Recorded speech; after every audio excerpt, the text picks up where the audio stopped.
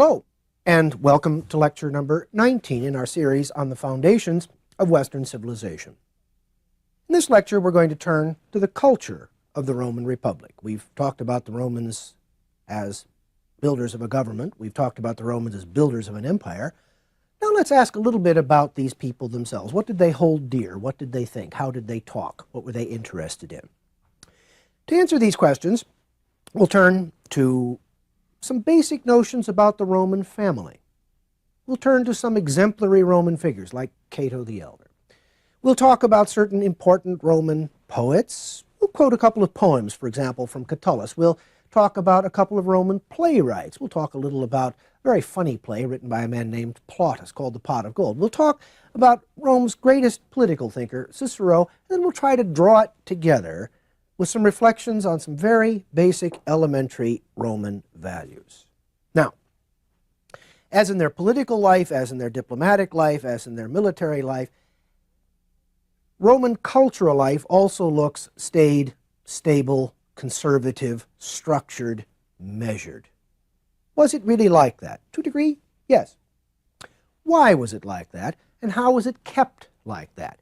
Those are the questions to which we'll turn right now. It all started in the family. It all started in the household. If you understand Rome, you have to understand the Roman family, or at least the way the Romans wanted us to understand their families. I mean, was every Roman family the perfect model of stability and order and harmony? No, probably not. But this is the way the Romans portrayed their families. Now, a Roman household, particularly an aristocratic household, that would have been much the same through all the orders of society, was called a familia, family. Now, familia didn't mean mom and dad and 2.1 kids. It meant the totality of people who lived together in one or more associated dwellings. All right, so sort of everybody connected. This could be the servants, it could be the domestics, it could be 2, 3, perhaps more generations of a family living under one roof. That's the familia. The pater familias, the father of the family, the head of the family, the oldest male member, was the head of this household. He had power of life and death over all members. Now, we've seen already that this Roman society was relentlessly male, relentlessly hierarchical, and relentlessly deferential. You can see how that began in the household. Before it ever got to an election, before it ever got to the Senate, it started in the Roman house. Romans, for example, had a very positive cult of their ancestors. To enter the front door of any Roman house, certainly of any prominent Roman, was to see displayed there either statues of the ancestors of that family or the burial masks, masks actually taken from the face of a dead family member. So either statues or burial masks, or maybe both. But to pass in and out the door was to be reminded of those who had crossed that threshold before you. Family history was taught to children, but especially to sons. Very interesting. The Roman idea was that the family and the state were so identified with one another that to teach your children, but particularly your sons, the history of your family was in some way to teach them the history of the Roman people. Very interesting, very interesting. The role of the family, you see, as the key component, the key constituent of Roman society. Now, bear in mind, that was the ideal. I'm not going to stand here and say that every single Roman family was always exactly like the ideal. That would be silly. But that was the ideal. All right. Shakespeare, to the contrary, Cato the Elder, was the noblest Roman of them all. At any rate, he was the most exemplary. We met him last time, remember finishing all his speeches, Carthago delenda est, that Carthage must be destroyed. Cato was a very, very interesting character and very revealing of the Romans. Cicero, about whom we'll have more to say in a few minutes, late in the 1st century BC, Cicero wrote a book on the old age of Cato the Elder,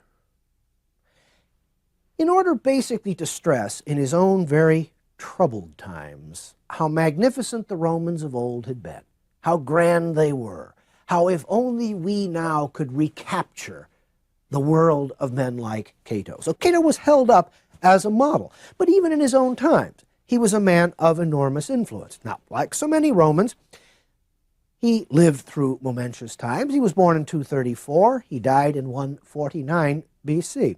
He fought in the Second Punic War. He fought in the First Macedonian War. He held the quaestorship. He held the consulship. And he held a censorship. In other words, he held all the highest offices of the Roman state. He served many years in the Roman Senate. But Cato was sort of an interesting and cantankerous character in lots of ways. He affected a very rustic demeanor in terms of his clothing and how he spoke and everything. He wanted to avoid all pretense of sophistication. He thought one of the things, particularly as he grew a bit older, that offended him about Roman society was that people were taking on Greek customs and Greek manners and Greek ways of doing it. He didn't want any part of that. He wanted to be a good, sturdy, traditional Roman, stand for the old, manly Roman values. That was what was important to Cato. Now, Cato, among other things that he did, for example, he helped to pass a series of sumptuary laws. Now, sumptuary laws were passed at Rome to, for instance, in his case, to regulate the cosmetics or jewelry that women could wear when they appeared in public. He didn't want them sort of tarting themselves up too much. He also passed a law aimed to keep philosophers, well, actually that meant Greeks, out of Rome. He disliked alien influences. He disliked foreigners. He didn't like people sort of messing about with his beloved Roman values. He wrote a book for his son, the Origines, the Origins. Interesting book, this. It's the first history of Rome written in Latin. Previous to this, the Romans had written in Greek. We'll have more to say about this later on. But Cato, in any case, wrote a history of Rome for his son, and he wrote it in Latin.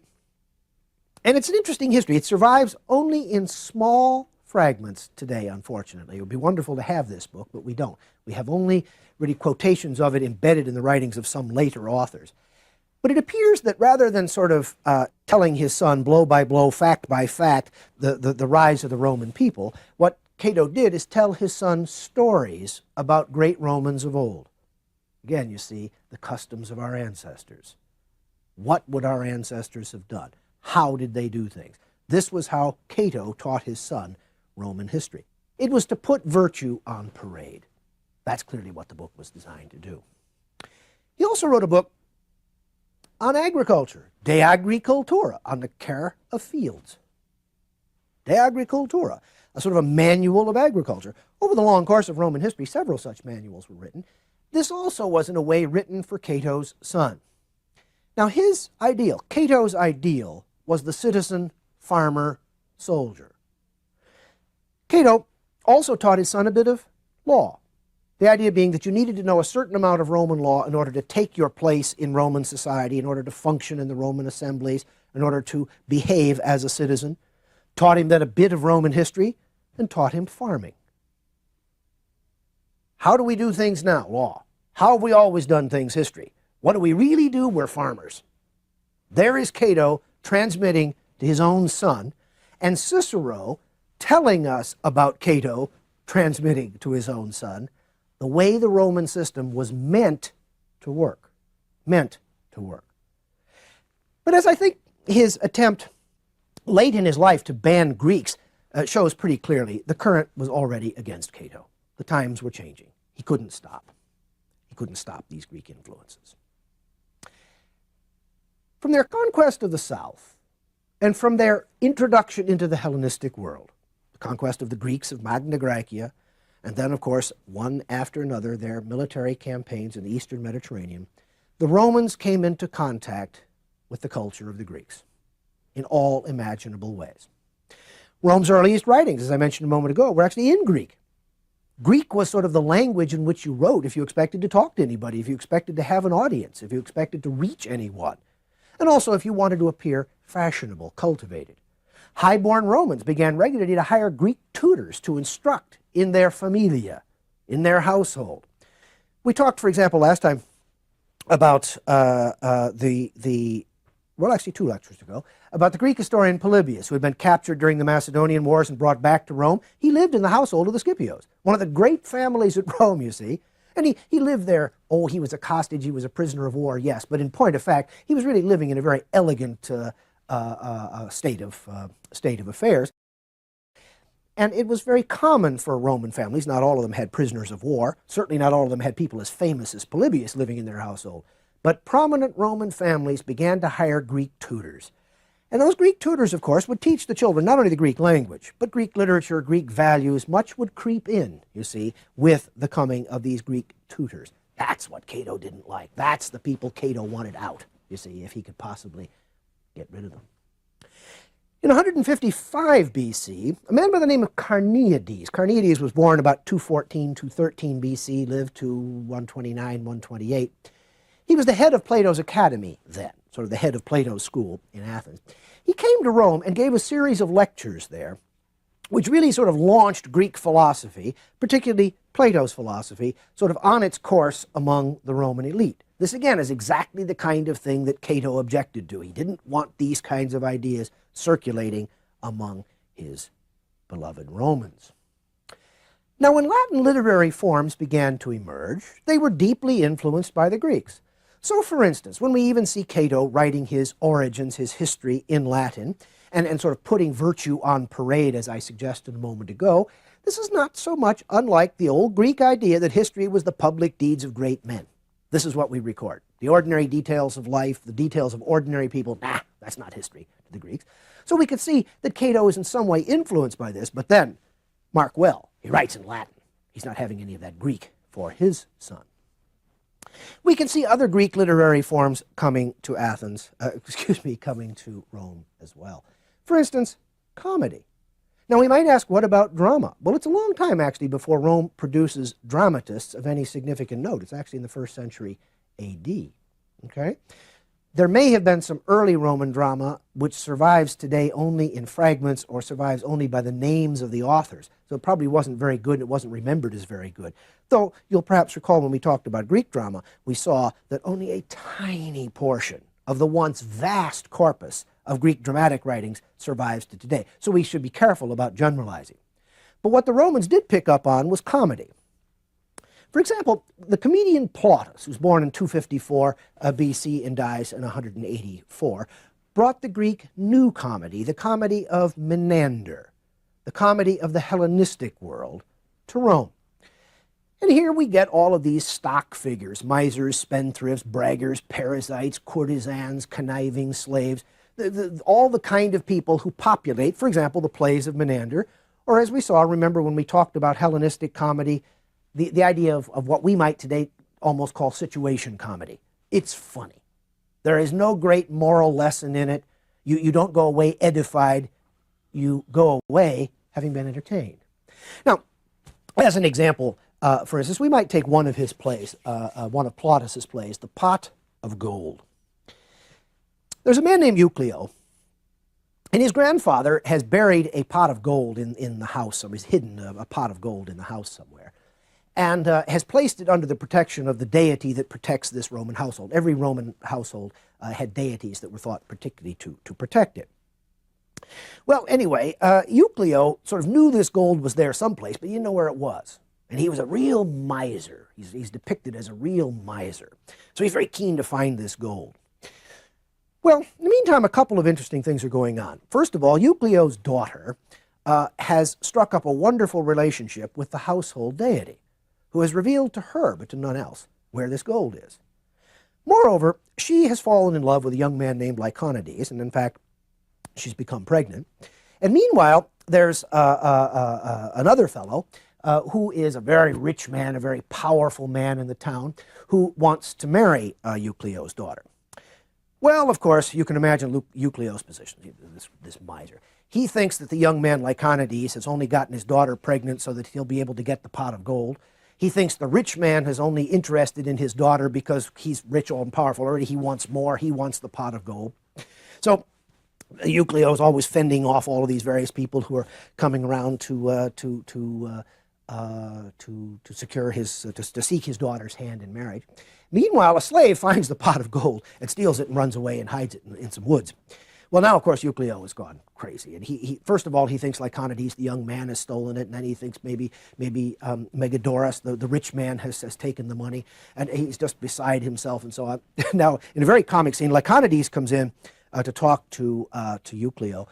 And he says, well, I have something to confess.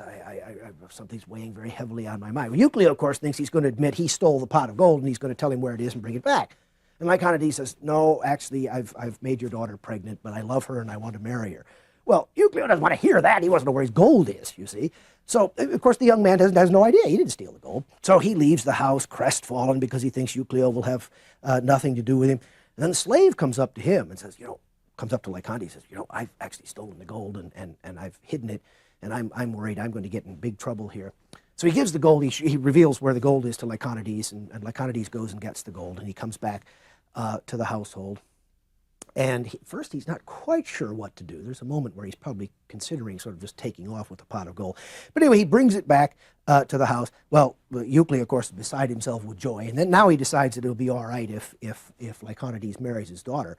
But presumably he's going to go hide, well, actually he does, he goes and hides the gold again. In a sense, we almost imagine starting the whole story. Megadorus, meanwhile, has discovered that the daughter is pregnant, so he no longer wants anything to do with her, so he's out of the picture.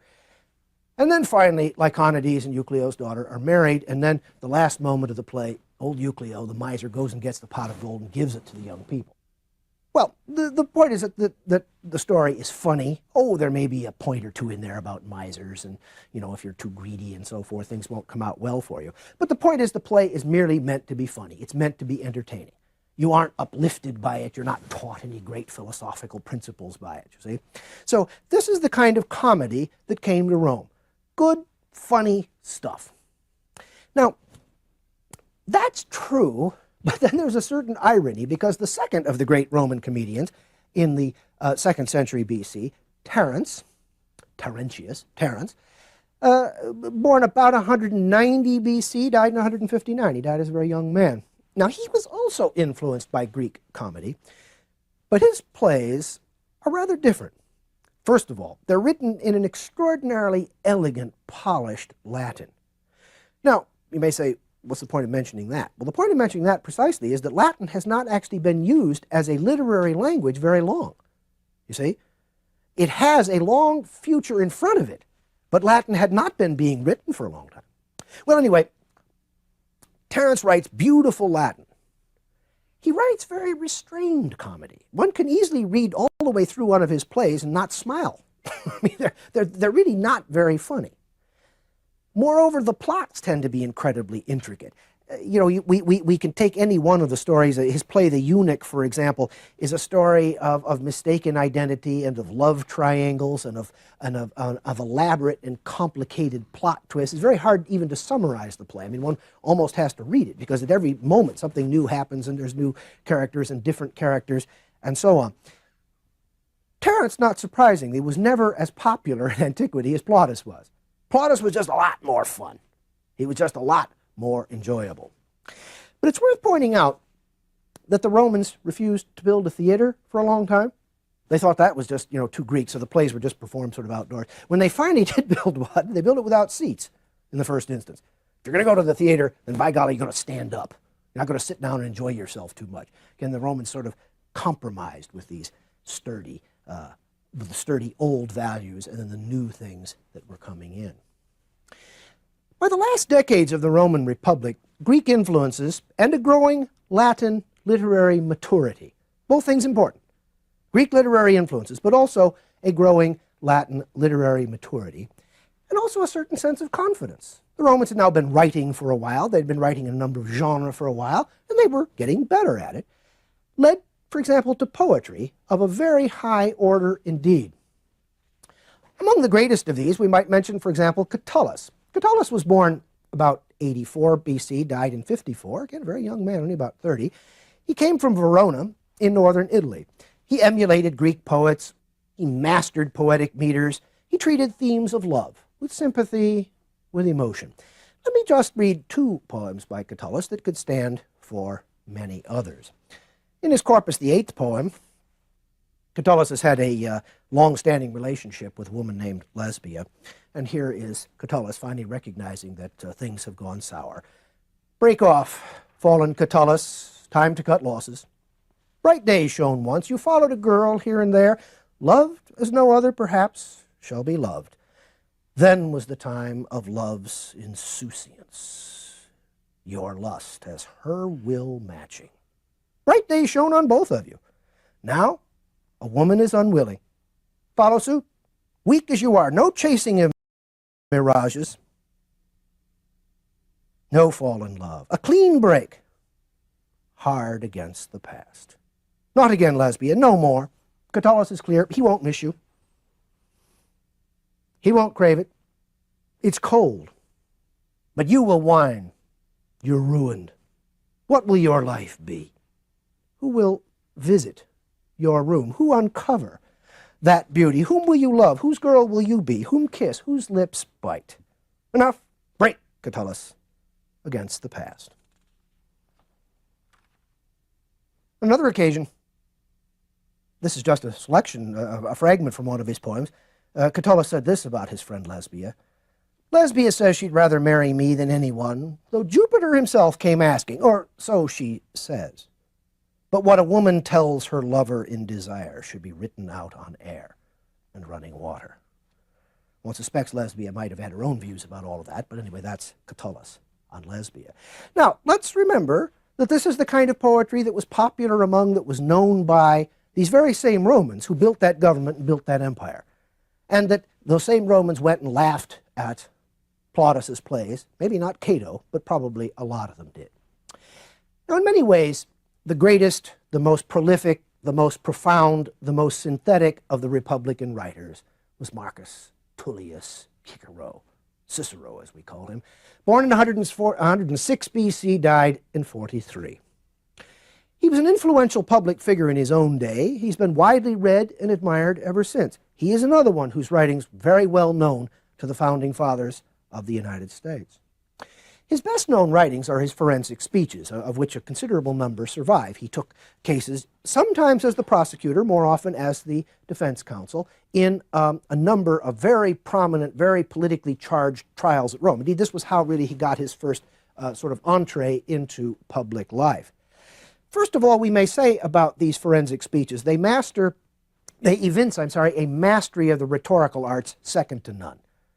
You have, Cicero is just a master of the spoken word. Cicero upheld standards of absolute integrity in the conduct of public life. Remember, Cato was his ideal. It was Cicero who wrote the book on the old age of Cato the Elder, the purpose of which was being to hold that up as a model to others. His political writings, he wrote on the Republic, on the laws, and on duties, took the harvest of Greek political thought and added to them some very interesting and important elements of the world in which he himself lived. For example, Stoic concepts of natural law, that there are certain things that are inevitably and unchangeably written into the universe, and that our task is to learn those things, to discern those things, and to put ourselves into right order with them. This, in the end, will make happiness. So what Cicero tried to do was blend traditional Roman ethics. Remember when we talked about the Stoics in the Hellenistic world, we said that they often borrowed metaphors from the stage. Play your role, know your role, accept your place. What could be more Roman than that? The Romans were Stoics before there was Stoicism. So Cicero was able to take traditional Roman ethics, blend them with Stoic ethics, and fold this into an enveloping context of of natural law, that there are rules that apply always and everywhere to everyone. Now, this led him, for instance, in his book on duties, to formulate a moral principle that has been a challenge ever since. It's one that is almost impossible for anyone to disagree with in principle, and almost impossible for anyone to live by in practice. He says advantage can never conflict with right. For everything that is morally right is advantageous. And there can be no advantage in anything that is not morally right. Think about that for a moment. Anything that is advantageous is morally right. I can't lie, I can't cheat, I can't steal, I can't fiddle my taxes. I can't pull a fast one on anybody. I can't do something when nobody's looking because I know I can get away with it. Because this can never be right and it can never really be advantageous. That's the point. It may profit you, of course it might profit you, but it could never be finally advantageous. As I said, it's one of those kinds of things. You think about those words of Cicero, and you say, do you know anyone? Do you know anyone at all who would say, oh no, I disagree with that, that's terrible? And then start with yourself, and then think about everybody you know. Do you know anybody who lives always by that rule? Could Cicero have lived by that rule? I don't know. But it's a very interesting notion, and very Roman, very sturdy, that Cicero. Now, I think we can sum up this picture of Roman political life, Roman cultural life, Roman social life, by thinking about Rome's greatest hero, Aeneas, the central figure of Rome's great epic poem, the Aeneid. Now, we'll come back a couple of lectures down the road when we talk about the culture of the early Roman Empire, the empire under emperors. And we'll talk about Virgil, and we'll talk about his poem, and we'll consider the arts of the poem. Today, I merely want to draw attention to the fact that Virgil lived through the very difficult days at the end of the Roman Republic. And there can be no doubt that while he was certainly retailing stories that were very old, not of his own invention, about Aeneas and all of his friends and family members and the heroes of early days, it also is the case that Virgil was talking to his contemporaries, saying, in a sense, look what we have lost. So he gives us in this Aeneas a character for all times, yes, but also for his time, and for the people who lived in his time. Now, that this is so, it seems to me, is revealed most clearly by the fact that I think it is fair to say that Aeneas, Pius Aeneas, as he is again and again and again in the Aeneid, is the dullest figure in epic literature. Let me repeat that. He's the dullest figure in epic literature. This guy is no Achilles. He's not a great warrior. Well, he's an okay soldier. He's not a great leader. He can never quite make up his mind. He kind of muddles through. He does the right thing in the end. You see? He's always worrying about things and brooding over things. And it's interesting, you know, Pius Aeneas, loyal Aeneas, trustworthy Aeneas, Aeneas the guy you can count on. Not great Aeneas, powerful Aeneas, warrior Aeneas. That's not how Virgil chose to present the best of Romans, Romanitas, Romanness, to his contemporaries. Now, there's a few basic ideals that we can see in Aeneas that it seems to me, taken together, unlock the picture the Romans created of themselves, the ideal they held up to themselves, what they wanted to see when they looked in the mirror. Were they always like this? No, of course not. That's less important, though, than saying this is what they wanted to be like. First, pietas. Now, that doesn't mean piety in our sense. The Latin pietas is not a word from the realm of religion. It's a word from the realm of social life. It means loyalty, reliability, honor. When you are pious, you can be counted on. The second place, gravitas. Have you noticed in the last couple of years how the chattering classes in the United States have picked up this word? Well, gravitas, it literally means weightiness. You all know what gravity is. Weightiness, seriousness. Romans are serious. They are not frivolous. Constantia. Perseverance, commitment, dedication. You start the job, you finish the job. Now, we've seen already in political life and in military life how that played itself out in Roman history. Magnitudo animi. Now, if you look at that word closely, you'll see magnanimity. You'll see the English word magnanimity. Greatness of spirit. By extension, it implies a devotion to higher causes, not to praise, not to power, not to material well-being, not to wealth, not to the moment's notice, but a greatness of being, a greatness of soul or spirit that's above all of these petty entanglements of the world around us.